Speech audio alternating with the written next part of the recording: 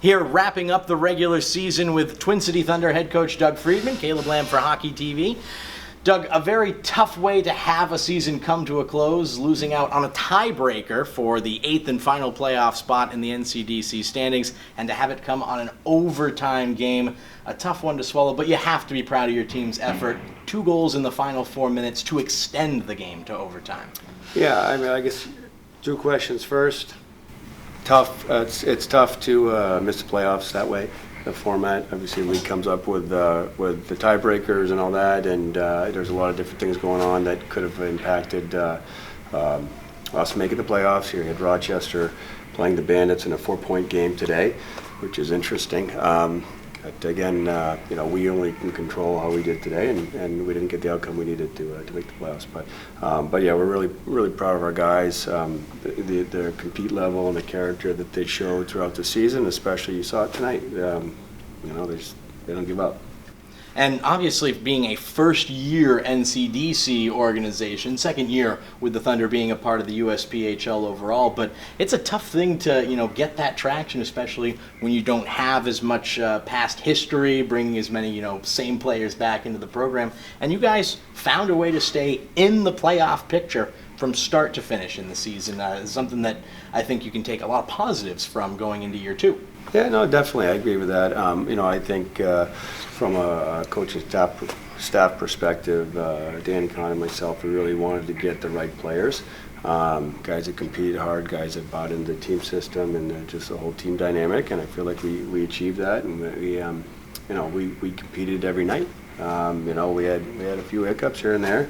But overall, I mean, we were a tough team to play against, and we did a lot of really good things throughout the season, so I'm really proud of our guys. Now, the role of really any junior hockey team is to try and develop players and get them ready to move on to the next level. 5 confirmed collegiate recruits, and obviously a lot more that'll be coming now that the season's over and wrapping up before we get into the spring and summer here. But what do you guys take from that? How successful you were on that side of things? Feeling like you've gotten these players to up their game a little bit, take the next step. Yeah, well, I mean, that's a big part of junior hockey, right? That's one of our major goals. And yeah, we'll have some more guys that will be ending up playing NCAA hockey coming up pretty soon. So those will be out shortly. But I think more importantly, just what these guys have, how they've grown from the start of the year to now.